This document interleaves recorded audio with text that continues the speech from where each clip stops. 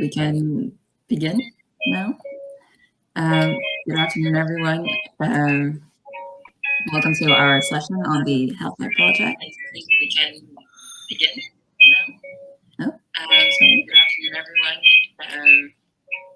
Welcome to our session on the Health Lab. Am I the only one hearing no feedback?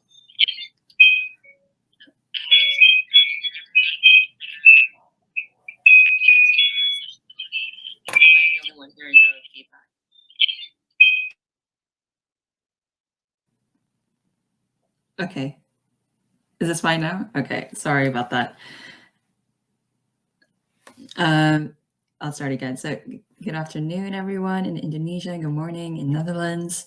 Welcome to our session for the Health Eye Project, where we will be sharing our experiences, lessons learned, and way forward from the Erasmus Plus Health Eye Project. Unfortunately, today, two of our speakers were not able to make it last minute, and that was Joyce Brown and Gianni Canita. So today it will just be myself. I'm Nikki Giron. I'm the project manager of the Health Eye Project. And we also have Anke van Mil from Elevate Health, who was the project manager from her partner. And we have Dr. Ari Savitri, who's a clinical epidemiologist and GP, and she was our tutor for the project. So I think I can go ahead and just make a start.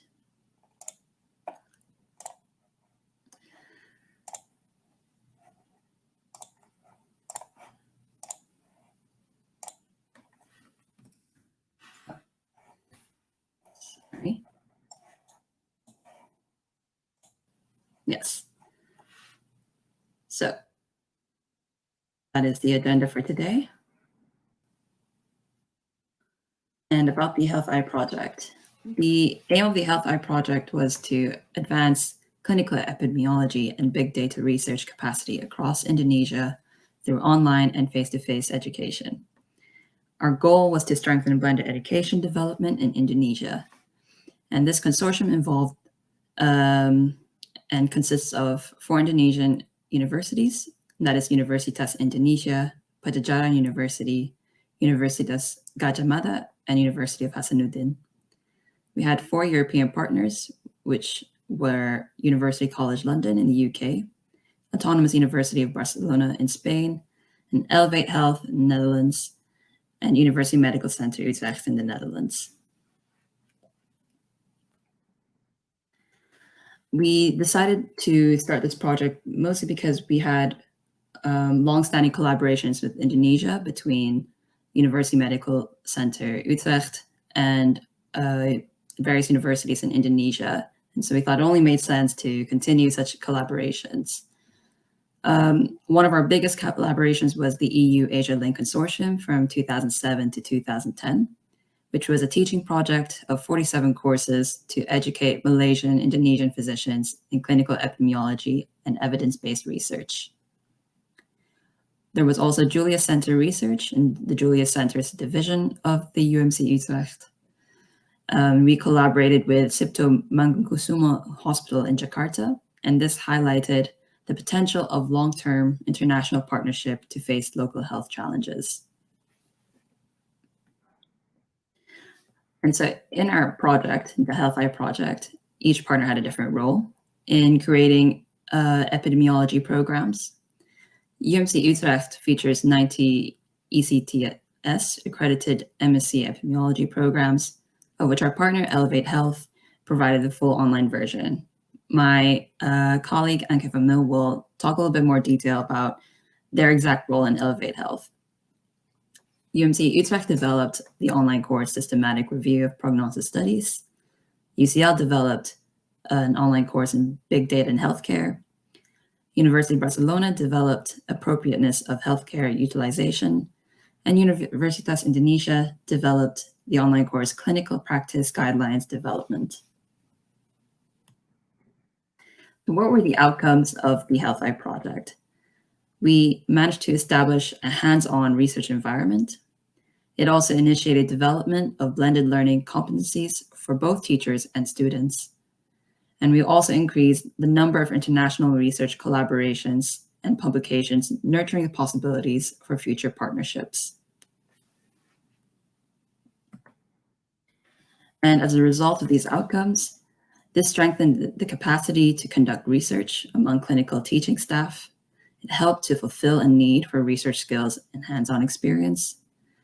And it also created opportunities to develop and implement courses that support medical schooling and research methodology courses in Indonesia.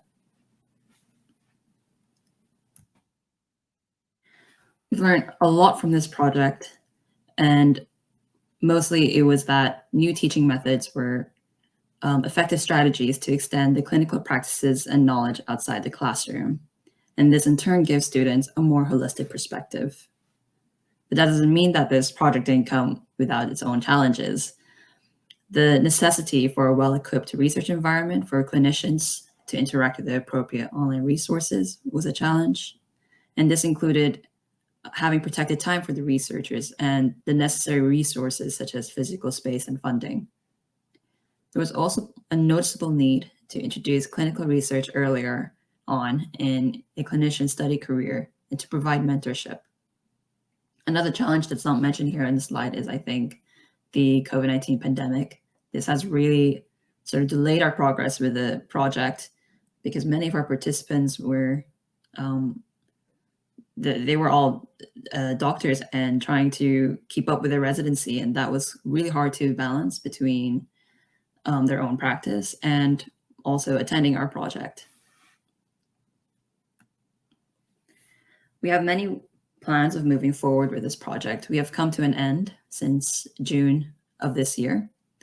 But of course, with every sustainable partnership, we try to not just end where the project ends, but actually carry through.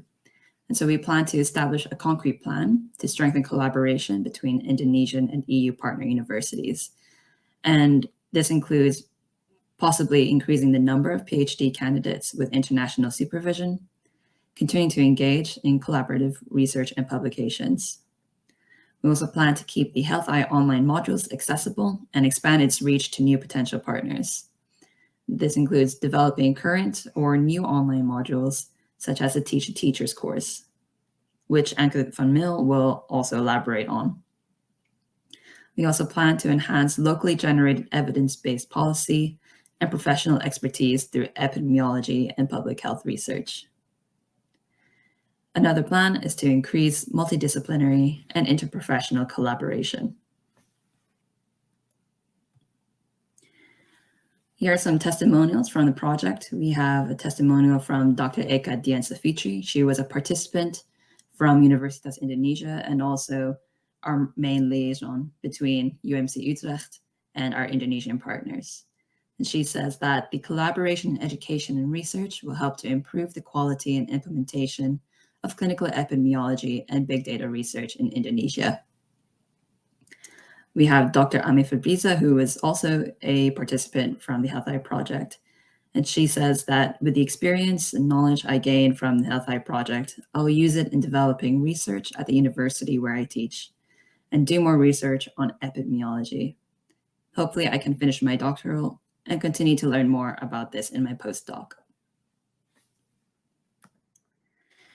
Thank you very much for your support and attention. We can go to questions at the end of our session, and I'm going to stop sharing. And that was a very brief introduction to our project. And now I'd like to introduce Anke van Mil from Elevate Health so that she can explain more about what they did for our project.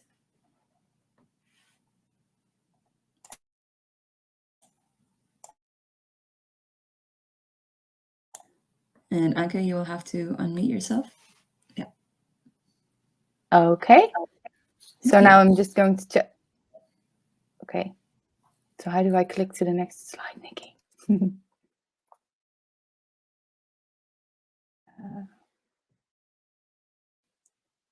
Nikki, you're on mute now. Oh, sorry. I just press next. Oh, you've just pressed next. Oh, perfectly. Okay. Well, thank you. Yeah. Well, you press next, right? Not me. But I can't press. Are you sharing your slides? Yeah, I am. Are you not able to go next? Oh. Wait. Wait. Maybe the winner team can come in and move the slides for you.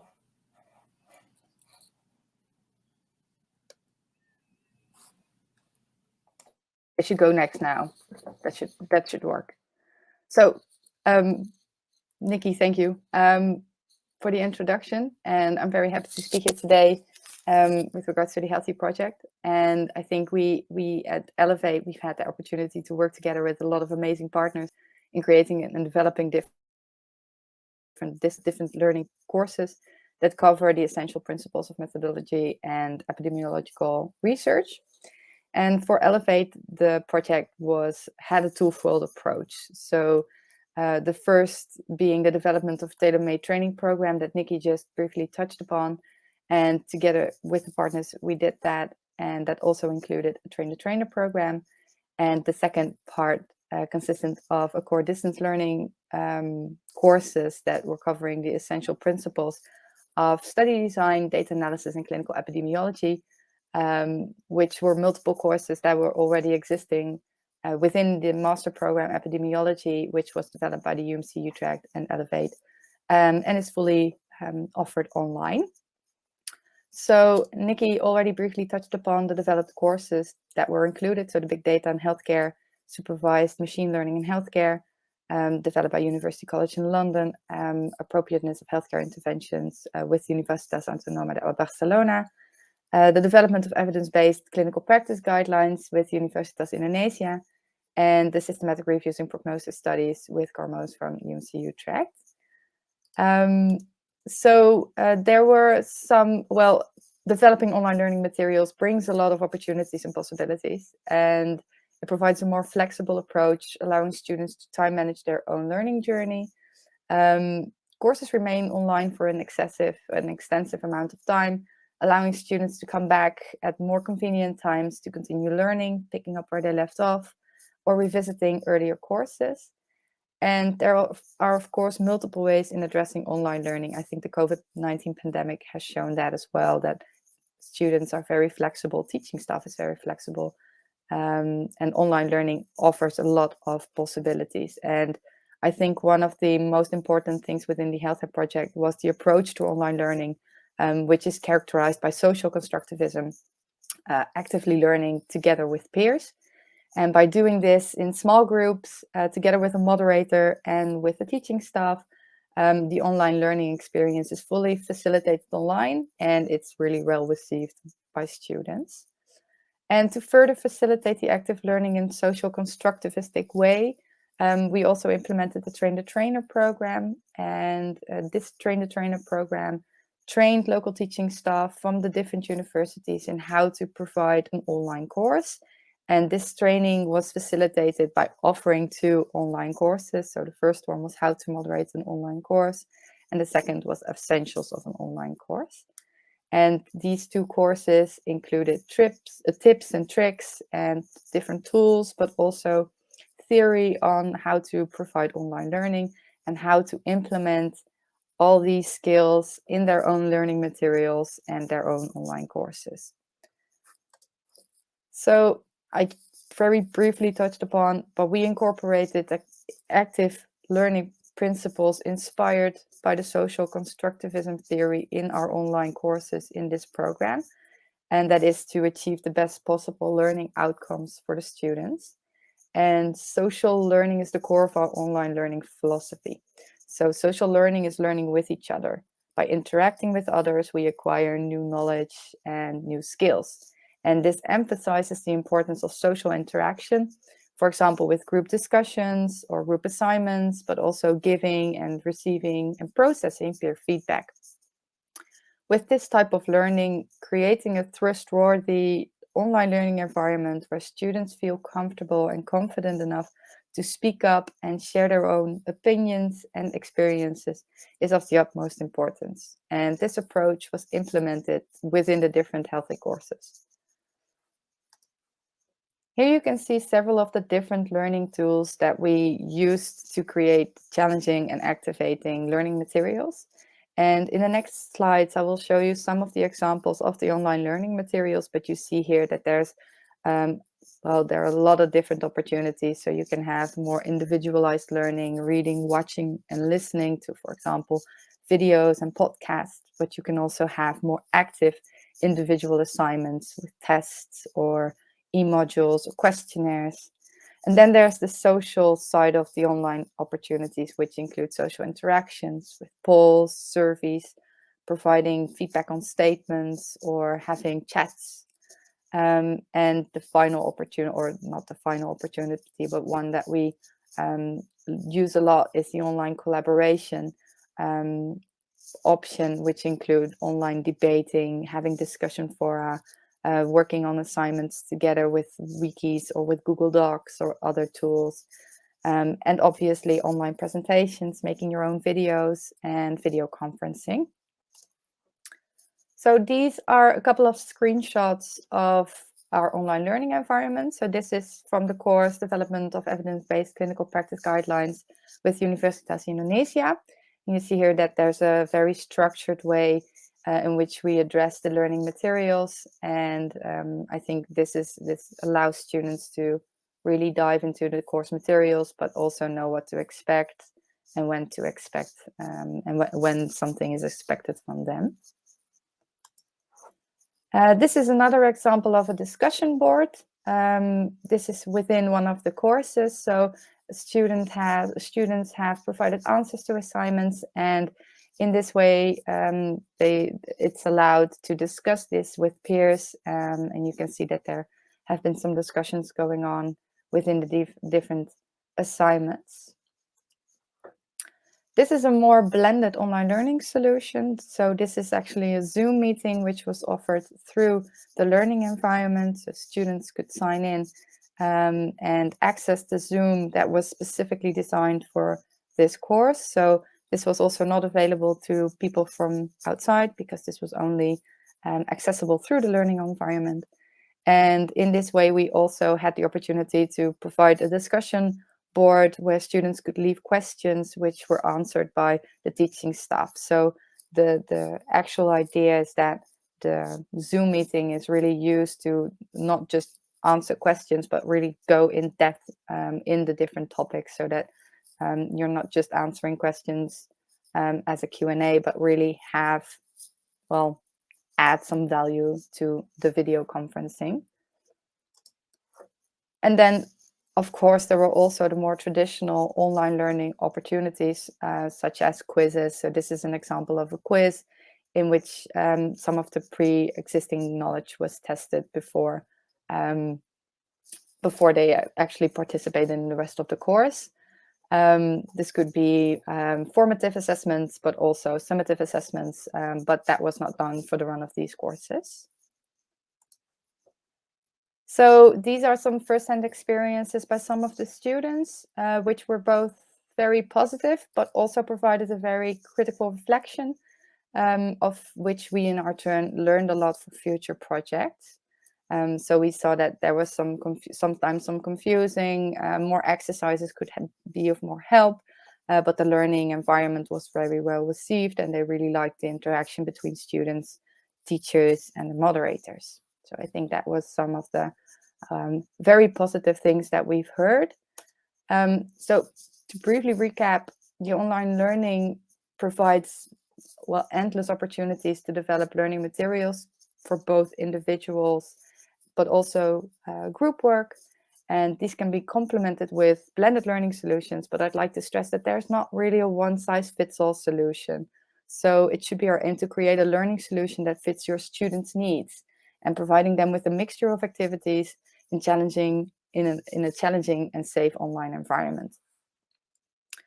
So as I said, the Health Eye project for us was twofold. So the one hand was the tailor-made courses, and on the other hand, we also had a group of students that participated in an online, in a selection of courses from the online Master Epidemiology, which was developed by the Universitas Center Utrecht and Elevate. And they participated in these 6 different courses. So that was Introduction to Epidemiology, Introduction to Statistics, Classical Methods in Data Analysis, which really dives into statistical analysis, modern methods in data analysis, which was a follow-up to the classical one, study design and etiological research, and clinical epidemiology. So it was a selection of the courses that were offered within the master program.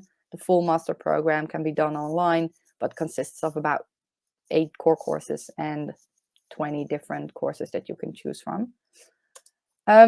So we did experience that students were truly challenged by these courses. So they were very positive towards the learning environment and the possibilities that the materials provided and the opportunities with the activities. But there were also some lessons learned that I'd like to share. So the first one was that for all online learning to succeed, you necessarily need to have a stable internet connection. And this is not something that everybody has available. However, we can improve the facilitation of educational materials to students that don't have access to a stable connection during the duration of the course. This does require some flexibility, not just of the technical aspects of the online learning environment, regarding the regulations from the different universities.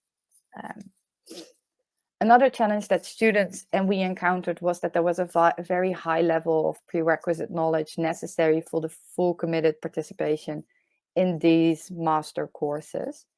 And I think students would have been assisted if they would have either an entry assessment, or if all the expectations beforehand were managed more thoroughly. That we could do that by sharing prerequisite reading materials beforehand, but also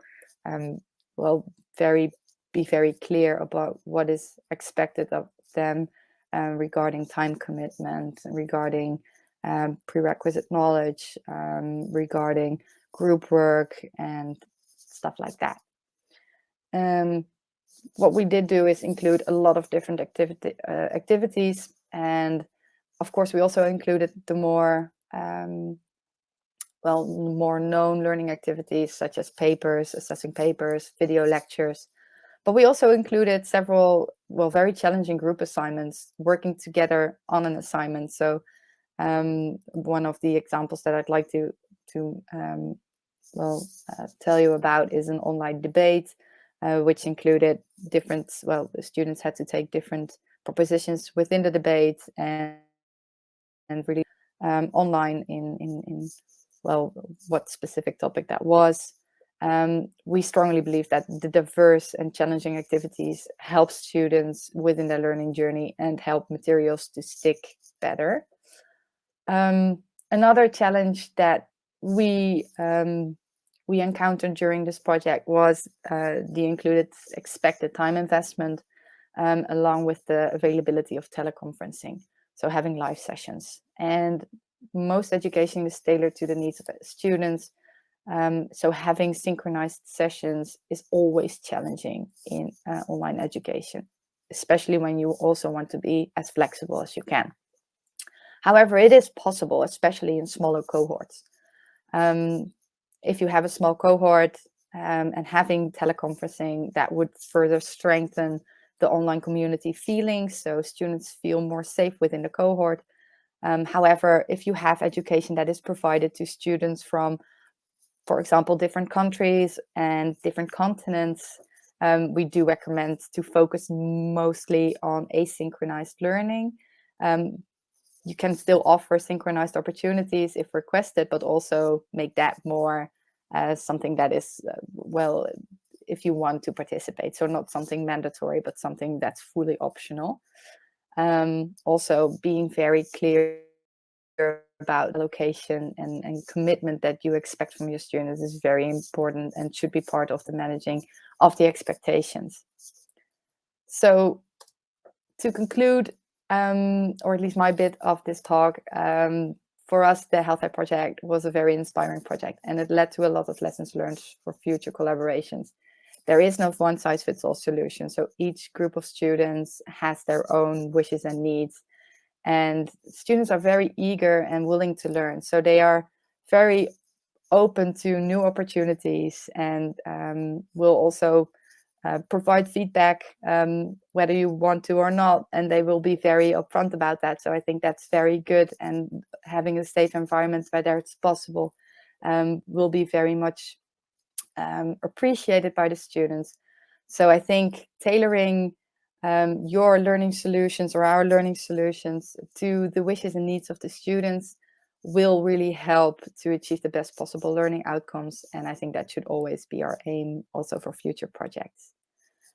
That was all that I wanted to tell you. So thanks for listening. And Nikki, I'll give the word back to you. Thank you, Anke. It's a great presentation. I will now be moving on to Dr. Ari, who will be giving her perspectives from Indonesia and representing our Indonesian partners of this project. Yes, thank you, Nikki. I will try to share the slides. Wait a minute.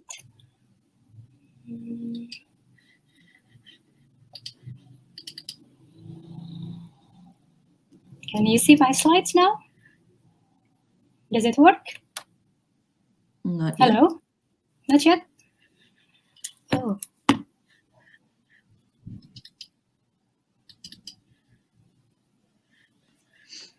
Is it visible now or not? Or maybe the committee can help.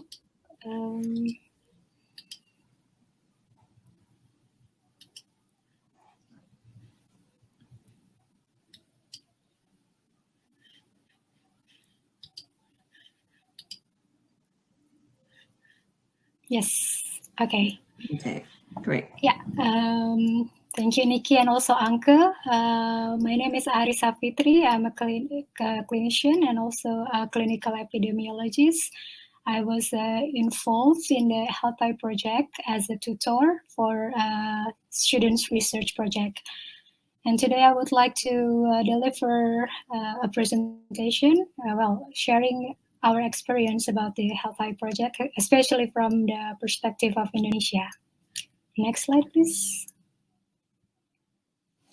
So this is the outline of the presentation. I will briefly touch about the overview of the health project, what are the activities, the project outcomes and lesson learned, as well as the testimonials from the participants and future plans. Next.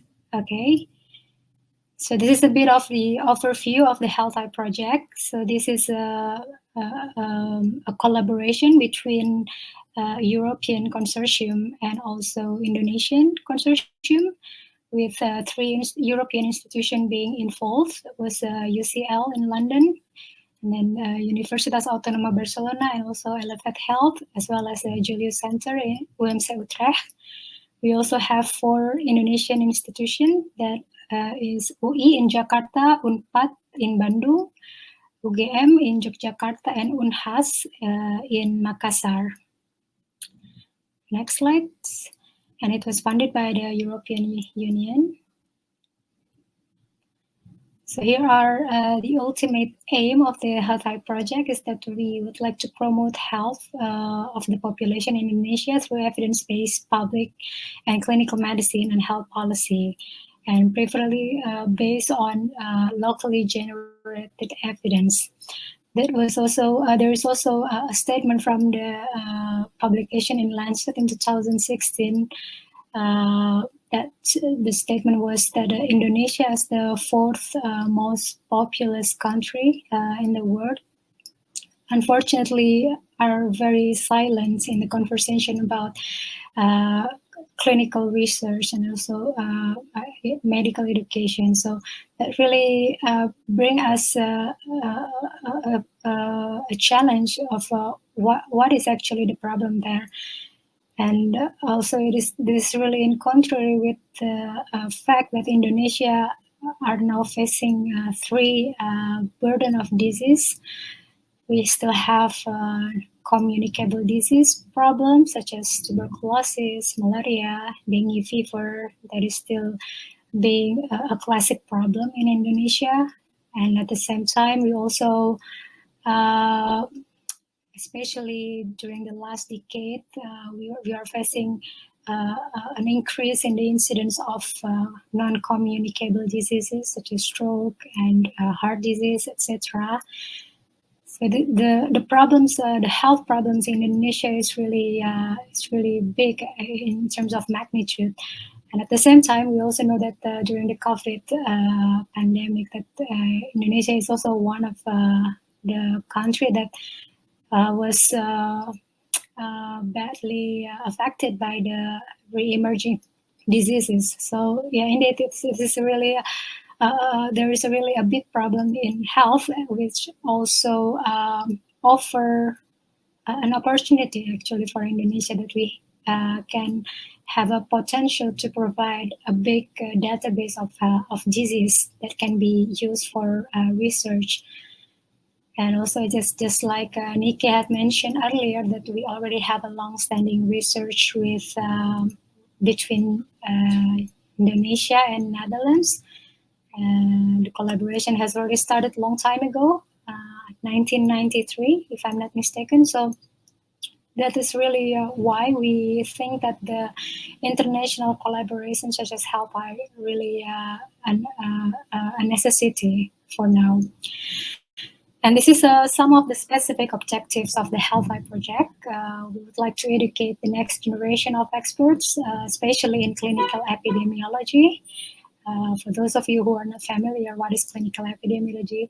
This is actually like a science about research methodology, about how to conduct a good research, a good clinical research. So research that is being done to patients.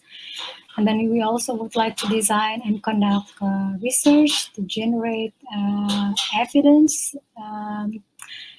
We would also like to support the local community of experts in health research to make sure that they are self-sustained and also could amplify themselves. We also would like to create a teaching environment that is really conducive and really tailor-made to the needs of Indonesian institutions, that hopefully in the long run will also guarantee a sustainability. Next slide.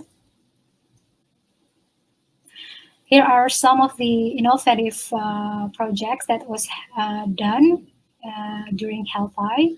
So we did a blended learning. We combined the online training using Elevate platform. We combine it with the face-to-face meeting, offline classes. We also take into account input from the Indonesian partners that allows for the development of a new courses online.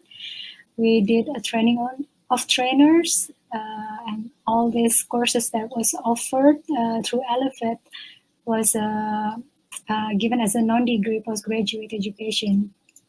And also we also support the establishment of an online teaching center facility in Jakarta. Next. So we begin with recruiting the talents. There are 28 young talents, those who are in their early and mid-career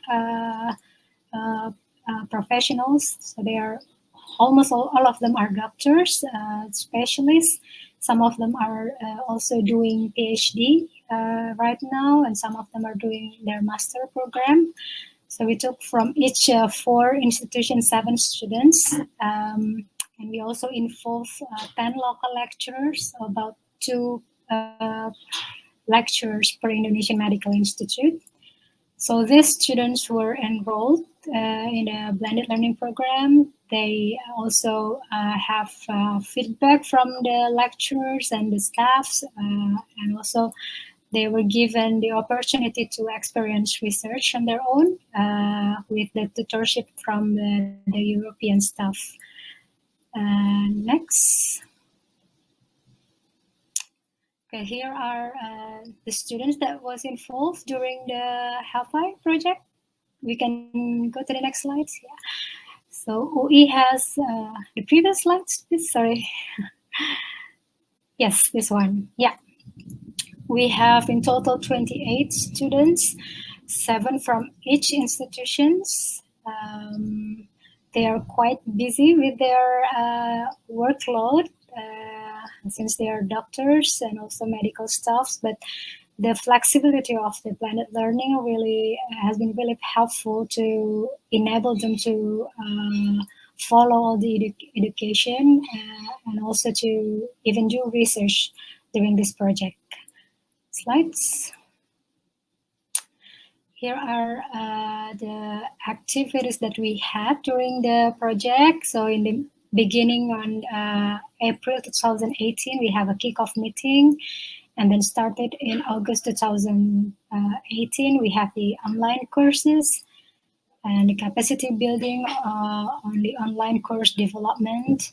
We also have face-to-face meeting with the lecturers in December 2018. And also in July 2019, where students can get in touch directly with the lecturers and also discuss any questions that remain also about related with their research. And also in around end of 2019 is a starting point for the students to start their research project by presenting their research proposal. So the students were asked to make or to have a research question, an idea from themselves, and then they collect the data from Indonesian patients, and then they make a research out of it. In 2019 until 2020, we also set up a video recording studio in Jakarta that is also will be very useful for the development of online courses. And in the next stage, we also launched the courses that was made by the Indonesian partners, the development of evidence-based clinical practice guidelines. And finally, in 2021, some students already published their research internationally. Next slide, please. Here are some photographs from the kickoff meeting. Next slides. Here are a screen capture of the Elevate courses. Next slides. Next slides. And this is the photographs of the face-to-face meeting. As you can see, the students are quite happy to finally able to meet in person with the lecturers and discuss further about the topic. Next slides. So the same photographs, and this was the pictures from the studio recording studio in Jakarta that was made as a part of the project. Slides. Yeah, next slides. So the project outcomes includes the capacity building of the staffs in clinical epidemiology, big data, and also how to make online course development. And this project also contributed to the establishment of the clinical research master program in Universitas Indonesia. And which is also nice also that from this project we have a number of research and publications. So far we have 7 papers that have been published in international journal, 9 that is already submitted and now being under review, and 12 the papers that is still now being finalized. Slide. So indeed, the expanded scientific network is really the outcomes of this project, both nationally and also internationally. And this in this slide, I would like to show you some of the publication that was made it was made by the students in this project. We have a study about anxiety and its associated factors during the COVID-19. was made by students from psychiatrists from Universitas Indonesia. This is a really nice paper. And also there is also a paper about the mortality of pediatric sepsis in ICU, in PICU in Yogyakarta. Next. There is also some other publications, a really good one about the survival of patients with the pulmonary arterial hypertension. And another one is more of a laboratory research about the curcumin effects on a mice that was infected by Salmonella typhi. So next slide. Here are some of the testimonials that I received from the participants.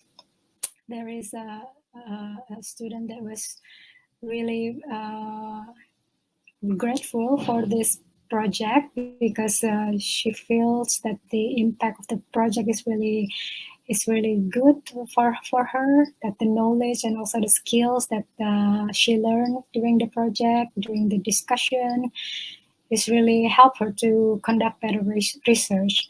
And she's also said that she's very happy and proud to share it with her students and also with the colleagues.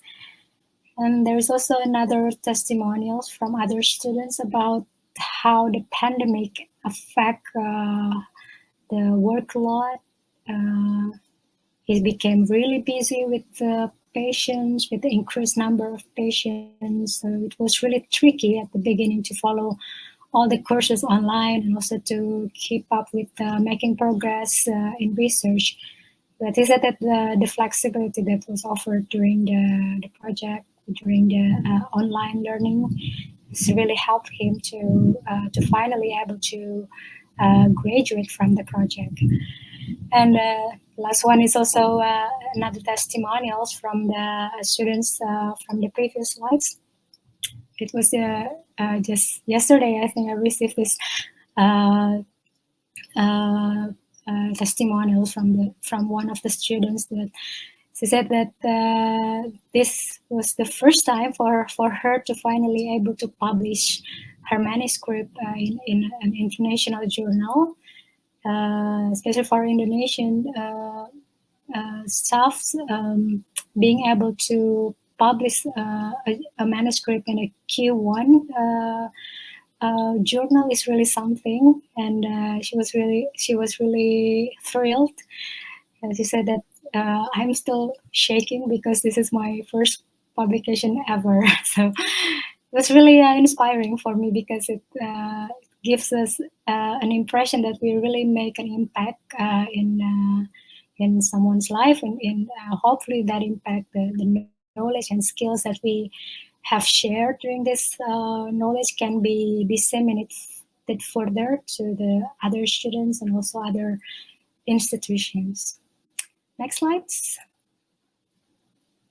So this is how we think we can move forward with our collaboration. So we would like in the future to still maintain this collaboration with the Netherlands, with Julius Center and also Elevate. We also would like to expand the network and the collaboration, especially to other Indonesian teaching hospitals and also medical schools, so that more and more medical staffs in Indonesia has better understanding in doing a good medical research. I would also to improve access to medical education and research in a blended learning. Next slides.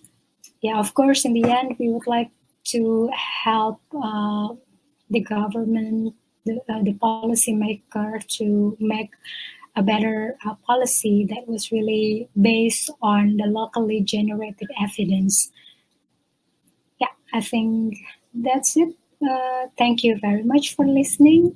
I give it back to Nikki. Thank you very much.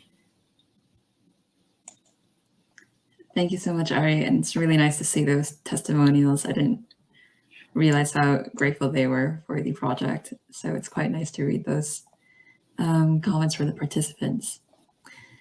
So we have some questions from the audience. Our first question is from Dewi Nidya Supriyadi. She is asking, I would like to know about the flexibility you have given for students who experience problems with the internet connection. I was thinking maybe I could pass this question on to Anke. Maybe you have some comments on that? I can try. So most of the learning materials are offered fully through the learning environment. But fortunately, we can also email some of the materials, so make sure that they also have it so they can access it also offline, so download materials. However, really participating in the assignments does require some online presence. So that means that you would still need a semi-stable connection. Fortunately, all of the materials are presented on a learning management system that we host. So the requirements for the connection are not really extensive. So we try to keep them very low key so that you don't need like a really large internet connection or something like that. But it always offers a challenge, and we are currently also assessing for other projects whether we can offer materials on downloadable so that they can still access it when offline.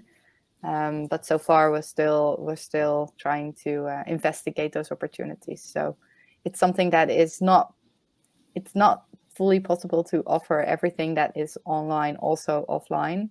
But I hope that in the future we can try and accommodate more towards what is necessary. Mm-hmm. So it's a work in progress. It is a work in progress, yes.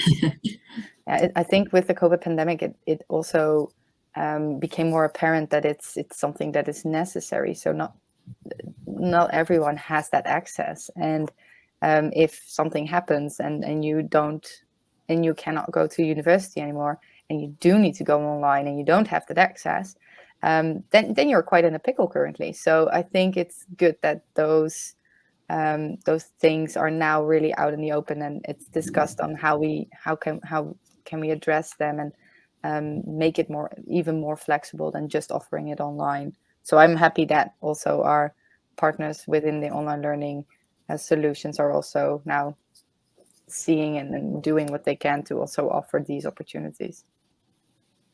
Yeah. Thank you, Anke. And actually, related to the pandemic, we have another question here. Post-pandemic, and this is really related to the education practice. Post-pandemic, will blended learning or hybrid learning still be interesting / motivating enough for students, and how to make it so? Well, I can also comment on that. I think that especially after the pandemic, it would be just as interesting and motivating for students. I think this just goes to show how important it is to have other alternatives for learning, and not just in person, but really increase the accessibility for everyone. And I think, especially in a country like Indonesia, which is so vast and with, I don't know how many thousands of islands you have, but it just makes it all the more accessible, flexible, and easier for students to access all these different online courses. Arya, Anke, what do you think? I agree with you, Nikki. I think it's also a problem, especially for doctors who are our participants. They are very busy, and not everyone has a luxury to take some years off and go to Europe to follow a master or PhD degree. It's really time and also cost consuming, as we know. So really, the blended learning, the online learning is really a good solution, I think, for this kind of people. Although there is also some limitation, but I think overall it's really good options. I agree with both Nikki and I think it's also actually the pandemic might actually have shown how important online and blended learning is, because it also provides opportunities to you're not limited to your own university. You can go abroad. You can check online materials from other universities, something that might not have happened if you just stick to your own local university. So I think that also demonstrates that, well, you don't need to step into a plane, which is currently also quite on the debate due to all the climate changes and climate things that are happening. So you don't need to step into a plane and go somewhere to experience teaching. You can probably also find it online. Yeah, thank you. And maybe expanding on the second part of the question, how can we make it even more interesting? You can always make okay, it are you more working on more ways of? Well, there's so many different ways and different opportunities. So I think with having all the video conferencing and all the different tools that you can have, so Mentimeter is something that a lot of people will know. You have gamification. You can include contests in quizzes or stuff like that. Having debates online. Also addressing work. So if you've made an assessment or you've written an assessment or something, an essay, that someone can assess on it and provide feedback, and you need to process that feedback. There are certain tools on plagiarism. Almost everything can be facilitated online. So if you can think about it when you want to do it in person, there's almost always an online equivalent to that. So the whole flipping the classroom idea, team-based learning, everything, stuff like that, we can always try and find an online solution to it. So I think the sky's the limit. So if you have a very interesting idea and how you want to provide your education, we're always up for thinking along in how we can do that online.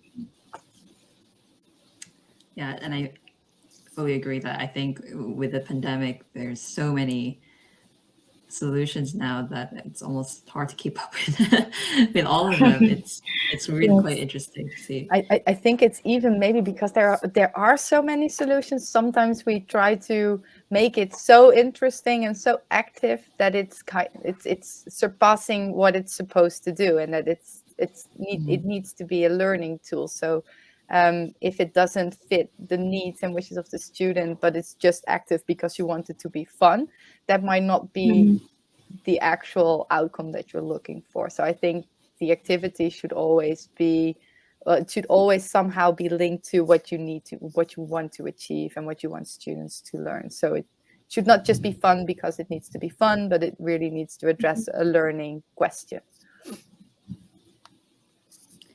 Thank you. Okay. I don't see any more questions. So I think, speaking of Mentimeter, I do have a Mentimeter, which I'll be sharing now. No. So I'll be opening some questions up to the audience, and you can input your answers there if you wish. I'm going to share my screen.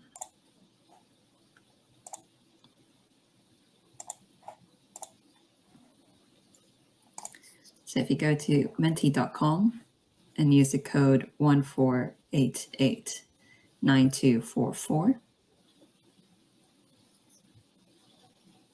and we're going to go over the question, what does sustainable collaboration and equitable partnership look like to you? What is needed? Why is it important, do you think?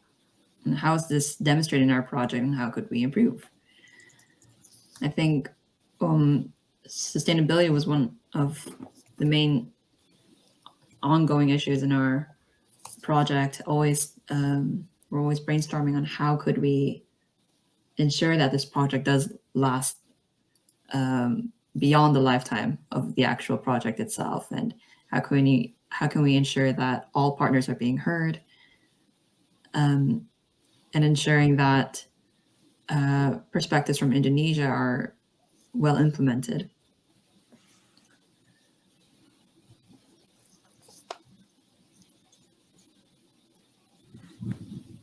I'll just give you a few minutes.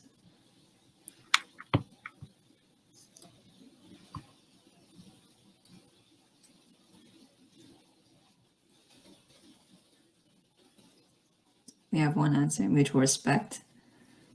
I think that's a really good one.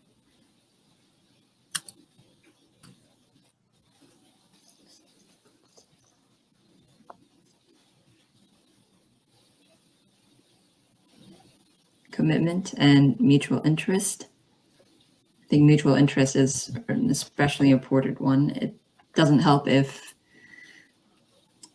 if some of the partners are not as committed, or maybe they don't have the best interests.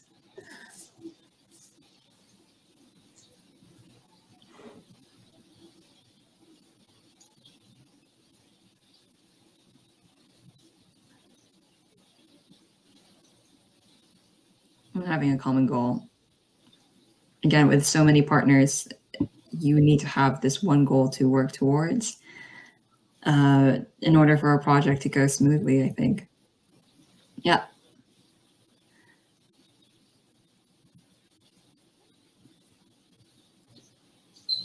And actually, I think one of the most innovative things about our project is that usually with other projects, we have Western institutions sort of just exporting without much input from Indonesia. But I think with what's nice about our project is that we really do try to include input from Indonesia and really encourage them to make this their own project. And I think that ties in with mutual respect and having this common goal of capacity building, and having all partners really commit towards this common goal. Cultural diversity, that's a nice one. Yeah. I think with such an international project, you should also take into account the different ways of working and how that can sort of interfere with such a vast project. Okay, I think we can maybe move on to the next slide. How can we promote further international collaborations? Maybe you have your own best practices. Please feel free to share them. Maybe you've been part of similar international collaborations, and you've learned a lot from those. What were best practices from those projects?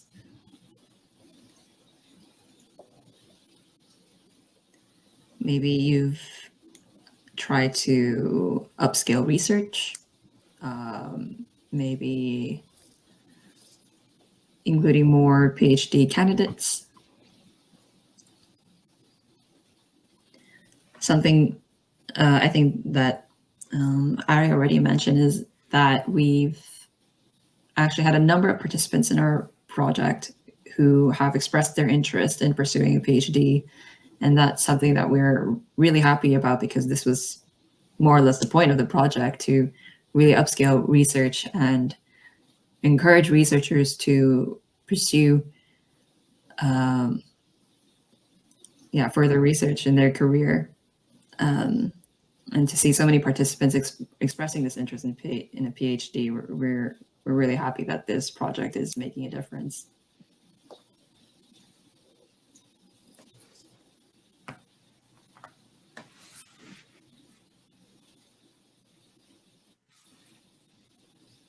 We have multi-center research.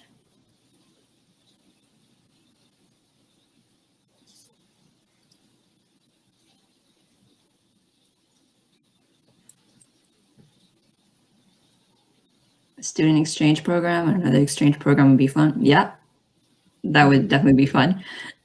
I think that's something that we're definitely looking into, more student exchange programs, just a few months at one of our European partners, and maybe vice versa.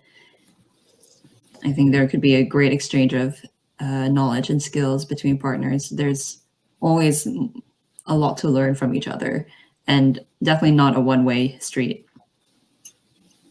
Through a global influencer.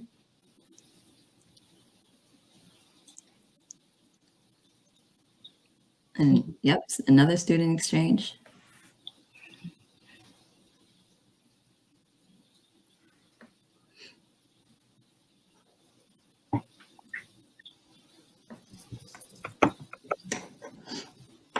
Okay. I think we can stop here maybe. Oh, use more of the potential of online education between institutions of different countries. Definitely. And again, I think with the pandemic, we are definitely trying to improve ways to provide this online education. And I think if we were to do more projects like this, really align and streamline online practices between institutions, learning ongoing projects in other countries, and then try to apply in our country, for example, children drowning prevention. Yeah, I think there's definitely much to learn still from Indonesia and how we can better adapt projects so that it's more suitable for them. Yes. Yeah. Also following the current generation, social media ads. Yeah. Some good answers here. Internship training, work placement.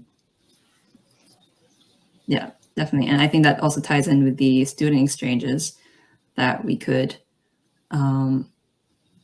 sort of integrate internships and working placements into these exchanges and making the best out of that exchange with this transfer of knowledge and skills.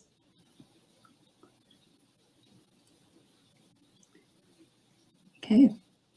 Well, thank you everyone for your wonderful answers. I'm going to end it now here. I would like to ask if there are any more questions.